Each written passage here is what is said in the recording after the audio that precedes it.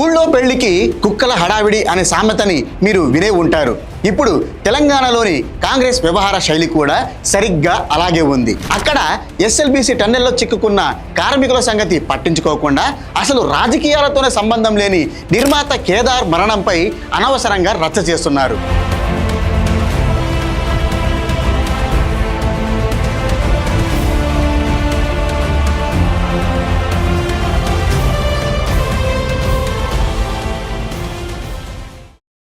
ఆయన మృతిపై కేటీఆర్ ఎందుకు విచారణ కోరడం లేదు అని ప్రెస్ మీట్లు పెట్టి మరి కాంగ్రెస్ నేతలు డిమాండ్ చేస్తున్నారు.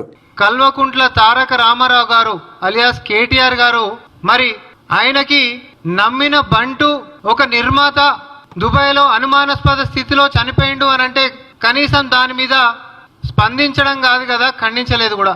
సరే, కింది స్థాయి వాళ్లకంటే దిమాగ్ లేదని అనుకుందాం. సీఎం హోదాలో ఉన్న రేవంత్ రెడ్డికి ఏమైంది? కేదార్ మృతిపై కేటీఆర్ ఎందుకు విచారణ కోరడం లేదు అని రేవంత్ అడగడం ఏంటి? పైగా ఢిల్లీలో కూర్చొని ఇలాంటి డిమాండ్ చేయడం నిజంగా ఫులిష్ థింగ్. మన మాటలో చెప్పాలంటే దీన్ని పిచ్ అంటారు. అసలు ఇక్కడ కాంగ్రెస్ వాదన ఏమిటంటే, దుబాయ్లో ఒక ఈవెంట్కి వెళ్ళిన నిర్మాత కేదార్ డ్రగ్స్ ఓవర్ డోస్ వల్ల చనిపోయాడని ఆరోపణలు చేస్తున్నారు. అది నిజమో కాదో ఇంకా విచారణలో తేలలేదు. ఒకవేళ అది నిజమే అయితే దుబాయ్లో దీనికి కఠిన శిక్షలు ఉంటాయి. ఎందుకంటే అక్కడ డ్రగ్స్ వ్యవహారాన్ని తూతూ మంత్రంలాగా తీసుకోరు. 15 సంవత్సరాల వరకు జైలు శిక్ష, లేకపోతే కొన్ని సందర్భాల్లో మరణశిక్ష కూడా విధిస్తారు.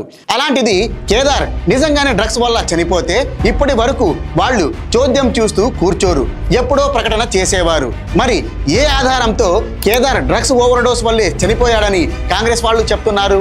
వాళ్ళ దగ్గర ఇందుకు సంబంధించిన ఏదైనా రిపోర్ట్ ఉందా?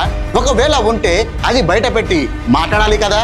ఇక్కడ ఇంకో విడ్డూరం ఏమిటంటే, కేదార్ డెత్ విషయంలో ఈ కాంగ్రెస్ వాళ్ళు కేటీఆర్ పేరుని తెర మీదకు తీసుకురావడం, ఈ కేసుని ఆయనకు లింక్ చేయడానికి వాళ్ళు ప్రయత్నించడం.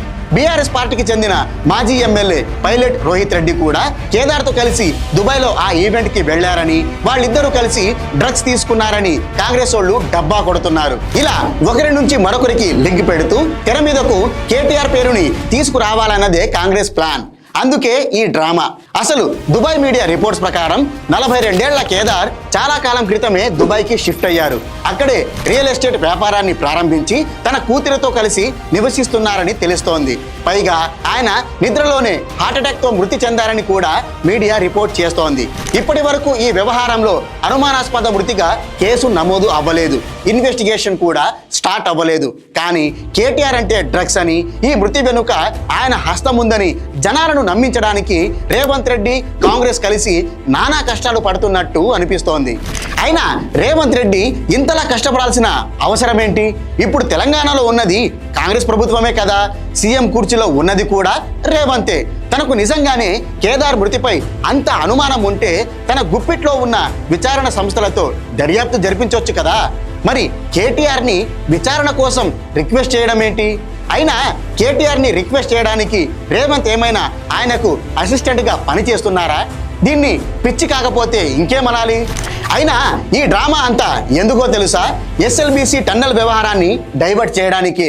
ఈ ప్రమాదంలో కాంగ్రెస్ తప్పు ముమ్మాటికి ఉంది కాబట్టే దాన్ని కప్పిపుచ్చుకోవడం కోసం గుండెపోటుతో చనిపోయిన కేదార్ చావుని రాజకీయాల్లోకి లాగుతున్నారు. రక్తంతో తడిసిన తమ చేతుల్ని డ్రగ్స్తో కడుక్కోవాలని చూస్తున్నారు. కేటీఆర్ని వార్తల్లో పెట్టి తాము కెమెరా వెనకాల దాక్కుందామని కుట్రలు పన్నుతున్నారు. కానీ ఇక్కడ విషయం ఏమిటంటే, ఇదంతా కాంగ్రెస్ ఆడుతున్న నాటకమని ఇప్పటికే తేట తెల్లమైంది. అందుకే ఎప్పట్లాగే ఈసారి కూడా కాంగ్రెస్ నాయకులు బఫున్స్ అయ్యారు. అయినా ప్రభుత్వమే మీ చేతిలో ఉంది కదా, నిజంగా మీకు దమ్ముంటే విచారణ చేపట్టి ఈ కేసులో ఉన్న వాళ్లను బయటకు లాగడానికి ప్రయత్నించండి. అంతే తప్ప ఇలాంటి డ్రామాలతో మీ చేతకానితనాన్ని మళ్ళీ ప్రూవ్ చేసుకోకండి.